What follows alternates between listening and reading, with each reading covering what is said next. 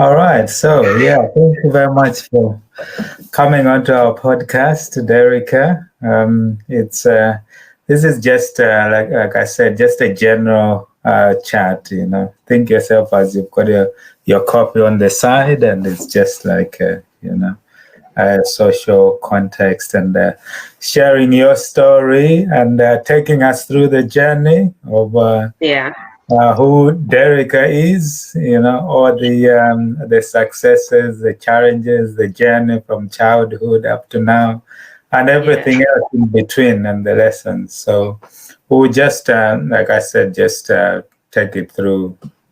Think of it in a chronological order of, where when you're born and where, and the siblings, the family, and then as we progress, we'll pick it up from there and just clarify any further details and the lessons, the challenges, and everything else in between. Does that sound okay?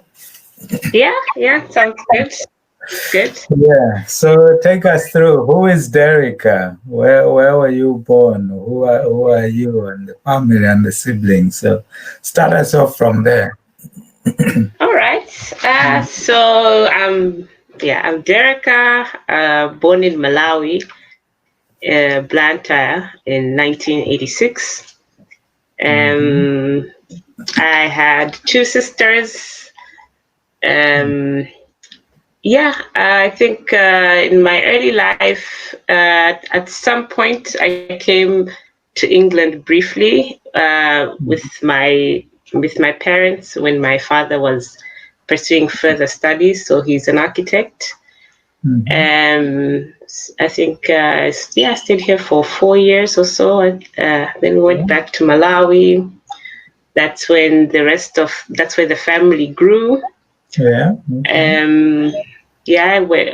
lived mostly in Lilongwe. So I went to primary school in Lilongwe at Walani, and then I went to Bishop Mackenzie. After that, I went to the International School of South Africa. So I did my secondary school in South Africa, as well as my tertiary education, where I went to the Madrid Graduate Institute and later on the University of South Africa. I studied business admin and human resources.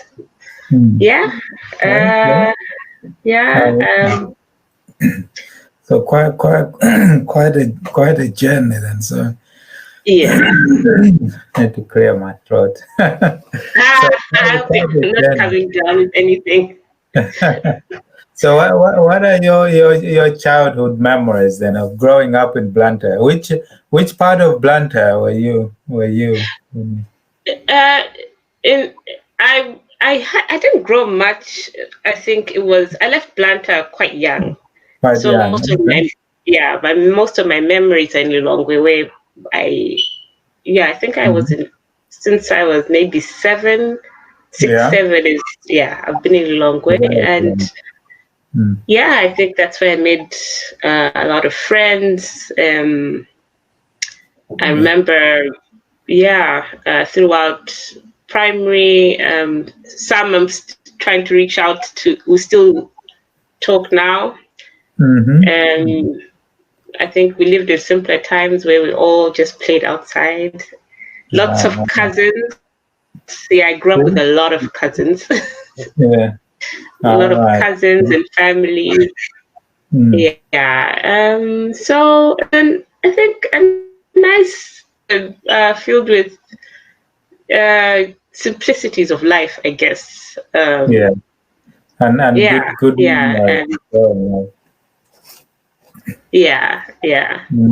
Cool. Yeah. So are you the older of the three sisters, or are you? Yes. So I'm the firstborn. I'm the firstborn in my family. So I was the responsible older sister. So you carry the torch. Everyone has to look up to you. Apparently. So I was the responsible older sister. I grew up mostly in Area 10, where my parents still are up until now. I think, I grew up a fairly comfortable life by Malawian standards. So I got to experience a lot of things, being in Malawi and a bit of travel outside what life is. So I think I had a good exposure, well-rounded, good experiences when I was from childhood, up until now, I guess. Good.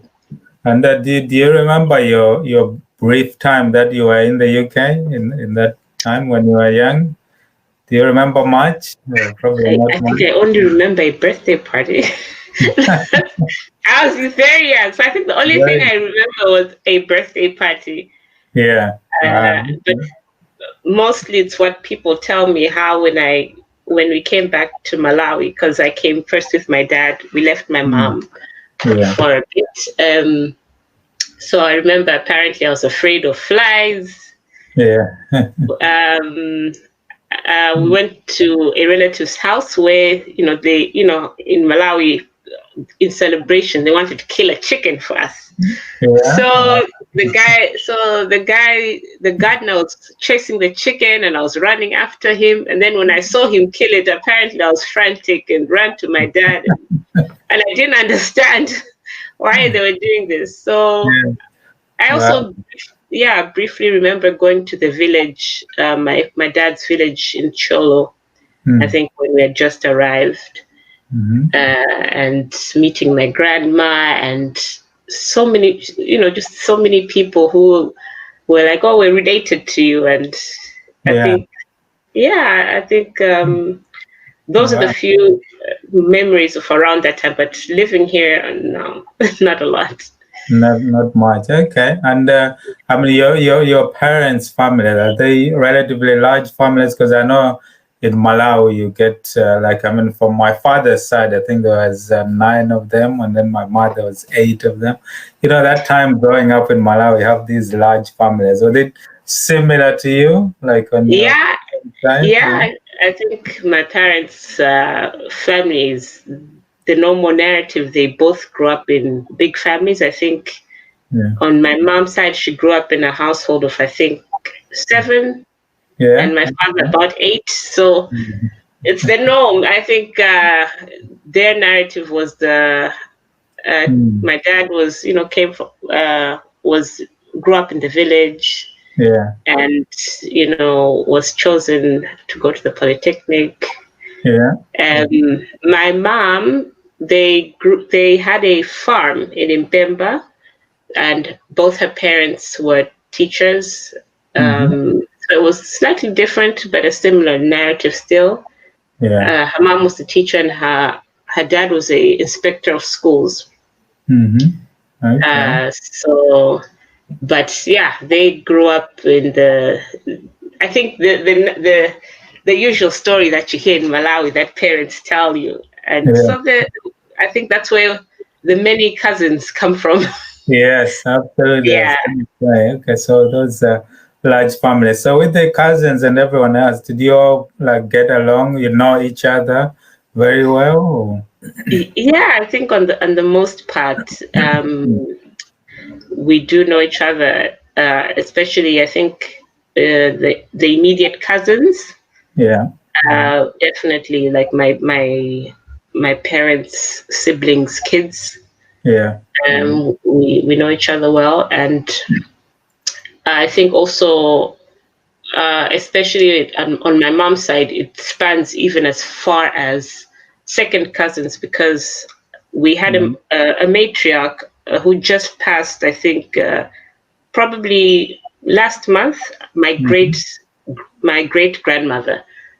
So I think having her, it gelled. So like my mom's cousins, their kids. So on that side, I think a lot of us know each other because we had that matriarch that she lived up to 104, I think.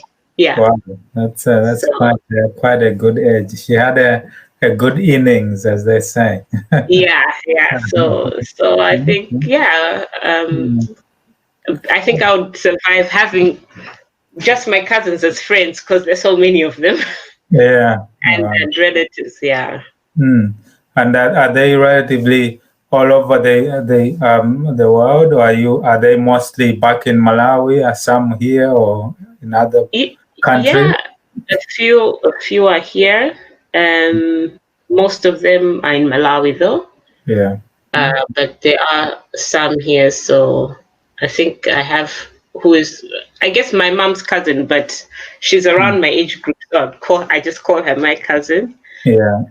Also my immediate cousin. So yeah, there's not, yeah, there's some here, but most of them are in Malawi. Yeah. Okay. Good. Yeah. Good. So, just growing up, did you have like an idea of what you wanted to do or what you wanted to be, or something that was of a particular interest to you that was going to drive you in a particular direction, either career-wise or travel-wise?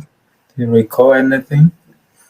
Yeah, to be honest, I may have not known exactly what I want to do, but all I knew is whatever profession I go to, I want to travel Yeah. luxuriously, not backpacking. I want to, live a comfortable life and, meet people, talk to people. So especially one-on-one. Strangely enough, I'm not much of a public speaker, but I do like interacting with people on a one-on-one base. So at first I thought I wanted to do psychology, and then I think I did a general business degree because I was just like trying to gauge where I want to be, and eventually I think I decided to do HR because I was like, hey, you get to it's not just the hiring and firing, there's so many dimensions to it. To HR. Okay. Yeah, and I would want to do the nicer part of HR. Yeah. Okay. Yeah. Did you have people particularly driving you towards like your choice of study and career, or was this just from your own things or values, things that were important to you in terms of what you wanted to do? Did you have any guidance or mentors or career mentors or parents mainly? I think with parents, it's mostly that you're expected to go to uni. So,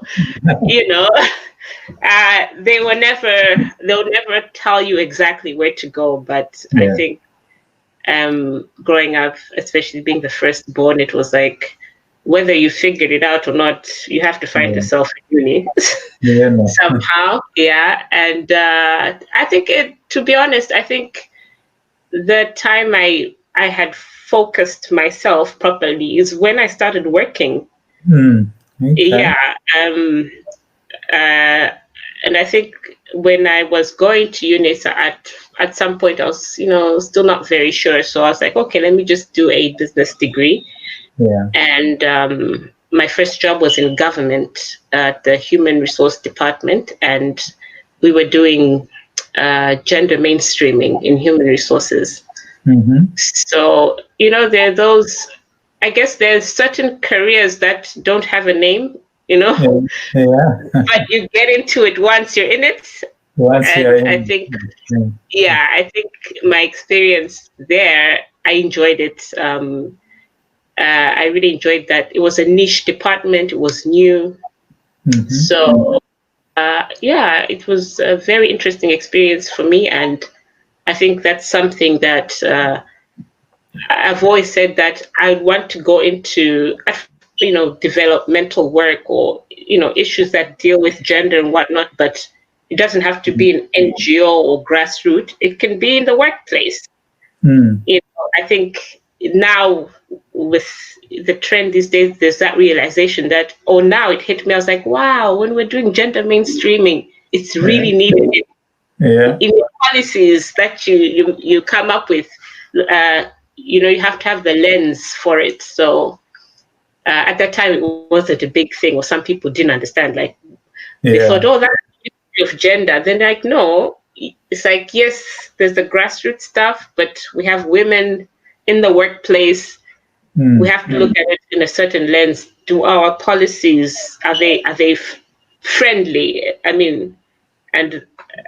could actually go on about how, especially in the rural setting, how certain jobs in Malawi are mostly male dominated just because of where they are, and they don't address certain issues, and that's why it's not attractive to women. So I think so my focus came once I started working. So that was like the initial sort of grounding yourself to the world of working and all of that. So how did you move on from that work, and how long did you work there, and then what happened next?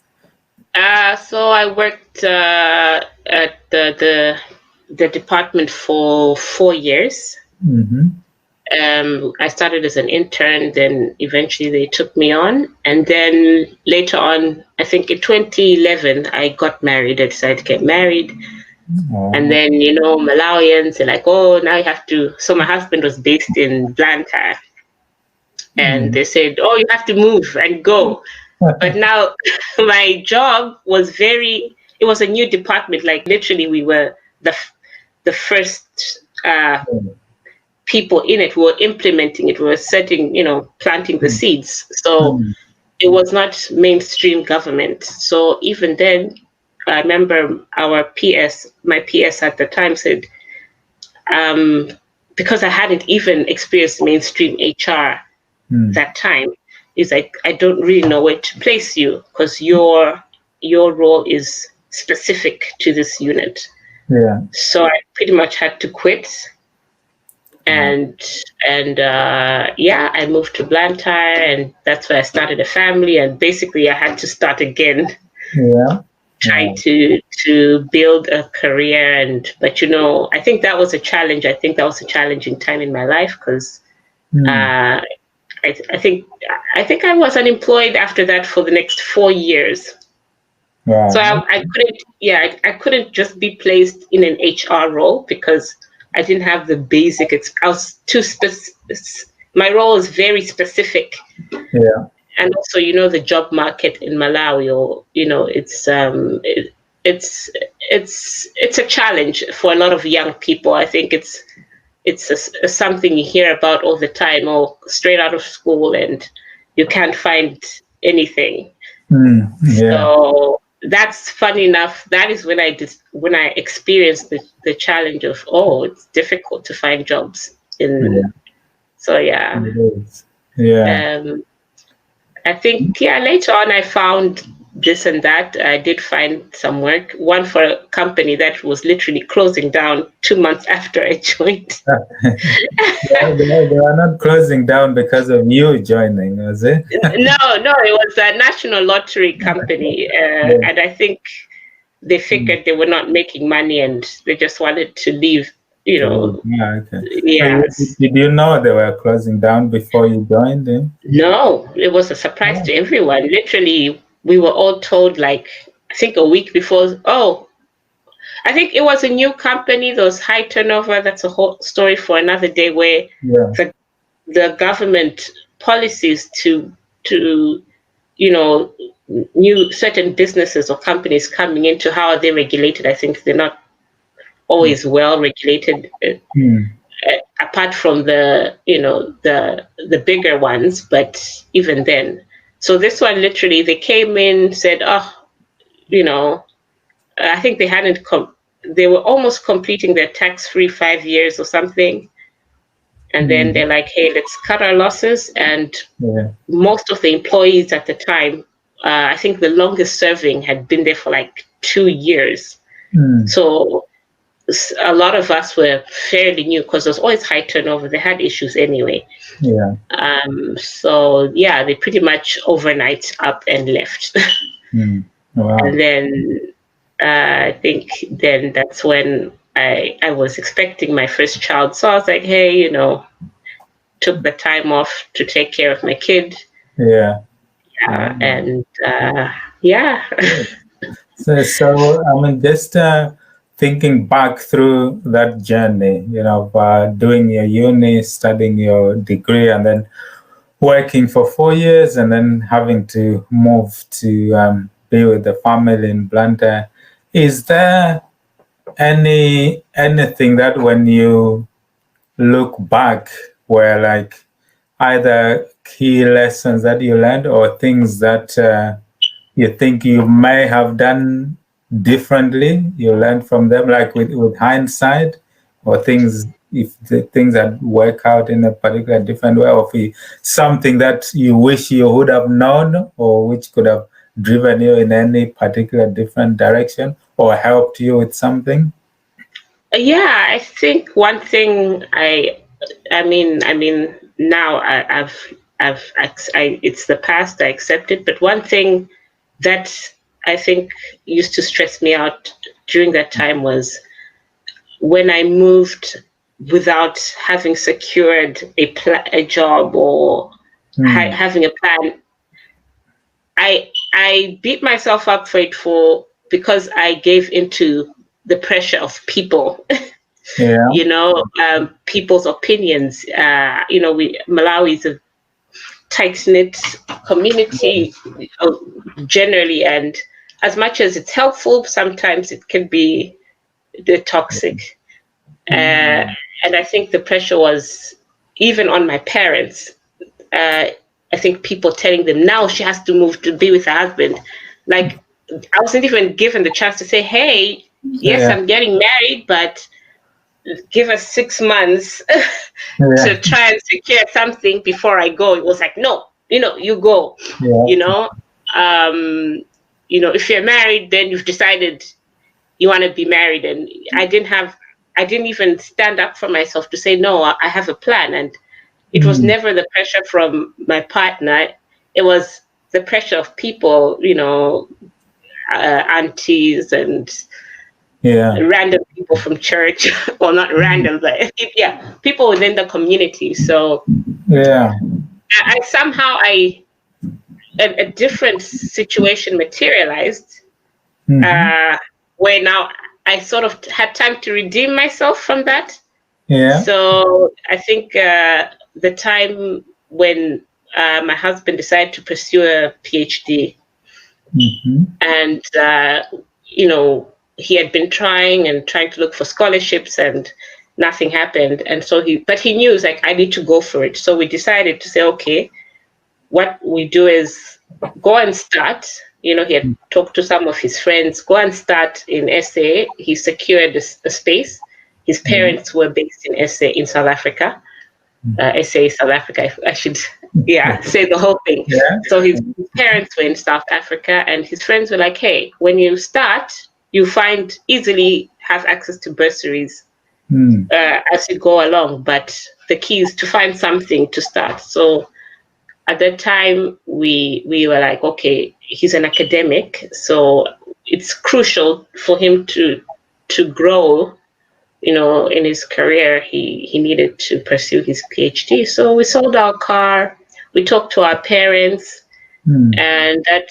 So, you know, since I wasn't employed at the time, I was like, okay, I'll move back home.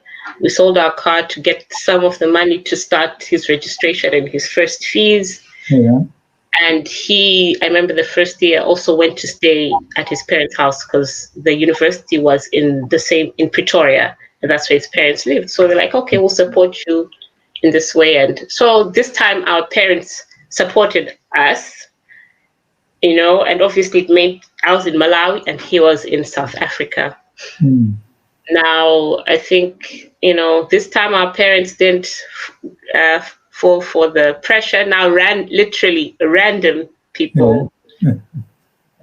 How come you're here? You know, I don't know, and I'm a very, some call me naive. I grew up in a bubble, I guess, so Yeah. I don't always read people's ulterior motives quickly, you Yeah. know. So at first I'll be like, oh no, we have a plan. He's gone to do his PhD, it's self-sponsored. So, I moved back home and he's at his parents doing his PhD. And then later people are like, are you sure it's about the PhD? I've never heard of a PhD where the family doesn't go. Is this marriage still there? Yeah. So, That's playing on your mind, yeah. yeah, but this time I think I was like, you know what, this sounds familiar. This was like the time where people like, you're married. If you don't go, then what's the point of being married? And this narrative of you should basically look at your person or else someone is gonna snatch him or whatever. Yeah. So that same thing happened, and I was like, listen, guys, if I am no one's keeper, and if that's what you guys do, that's your issue. But we have a plan, and just shut up, and we're gonna get on with it. And I think people, those were surprised after he'd finished and like, oh, so this was true. And but I had time to redeem myself. So. Wow, you touch upon very important topics there, which a lot of people, especially from Malawi, will actually relate to. Like you talked about, especially being young and growing up. A lot of the stuff that you're doing is influences from people around you, like the parents, and you're feeling this, meeting someone and getting married. That everyone, the driving force is that you should leave your job and go and stay with the husband and all of those. Even when you decided to stay and he went to SA, South Africa, all these people feeding you that maybe he's doing something there. So it's quite a sort of difficult balancing act, especially for a young person to digest all of that and growing up in that environment. But sounds like you carried it really well. You had certainly the second time when it happened again, I'm sure you probably had moments where you were also thinking,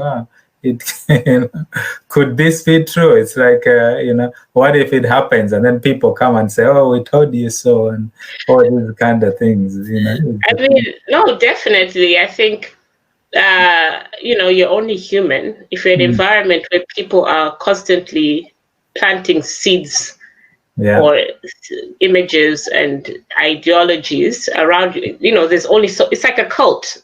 Normal people can get drawn into a cult if they take you away from your reality, and all you're bombarded is with their cultic ideologies. So it sometimes it would make you angry. And I remember sometimes let's say I call him and he doesn't answer, and those things would pop up. What if? And then you're just angry, and you'll be like, what's going on? But I think this time round, the support I got from my close friends, my parents, my dad, my mom. I also sometimes I highlight my dad. My dad is a typical African dad, but he was like on the forefront, like, yes, I say now, leave these kids alone. They're trying to make something of their own, and yes, she's here. So also on his part, I mean, I guess for them, they were outside, so they didn't get that. But me being in Malawi, I think, and having those key people constantly remind me, like, no, there's a plan in place.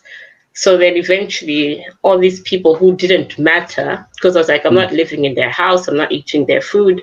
But it got to a point where even when I go to church, I'd quickly, after church is finished, I'd quickly go to my car because all the time chit chat was, "Where's your husband? Why are you here?" Mm. So it did get to me, but Yeah. this Mm. time around, I think the support was there, and those are challenges I think a Mm. lot of young people do face Yeah. back home. Yeah.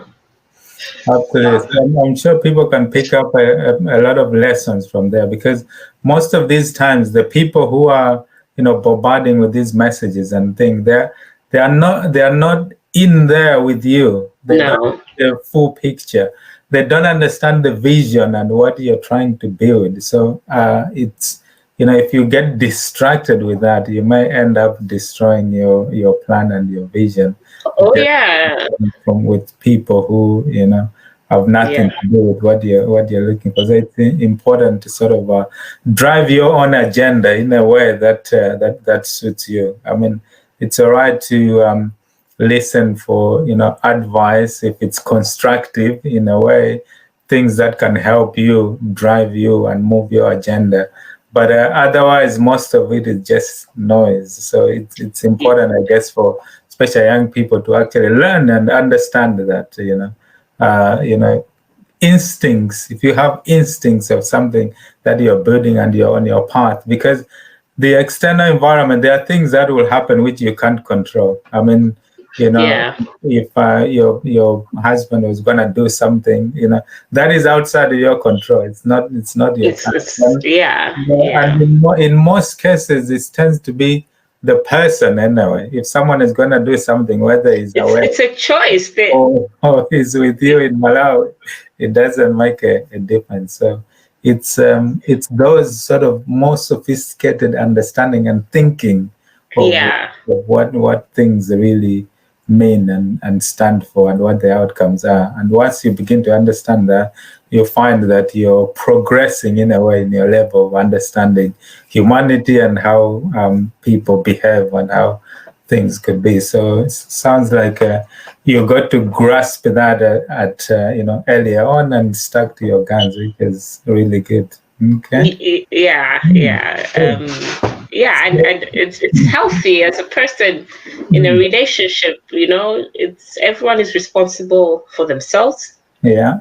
Um, I think one useful piece of advice my mom would always, I think there was a proverb in Chichewa where they say, basically it translates to, even on the same mat, Mm. the person's on the same mat with you, you just look away and you hear, they've done something that side, and you're like, how? I was looking at he was right here. So it's I think Yeah. it's also unhealthy for one to try and police someone, a grown adult. Mm. So I think for us, it's it made me reflect to say, okay, in this relationship, I mean, it's nice to know someone has made a choice. Every day they make a choice to be with you, not because you're forcing them or you're Yeah. threatening them, or So it made me, I had to grow up, and I think it also brought.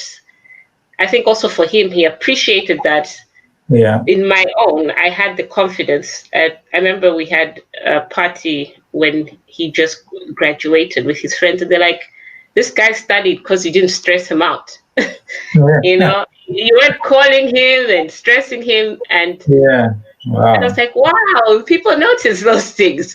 Absolutely. Absolutely. Yeah, Wow. Some things which, maybe sometimes people just take for granted, but those bits that make a big difference, in terms of concentration and immersing oneself in the task that's at hand, So that's, fair dues to you. So what then happens after that? Take us through what happened there and the journey to come to the UK.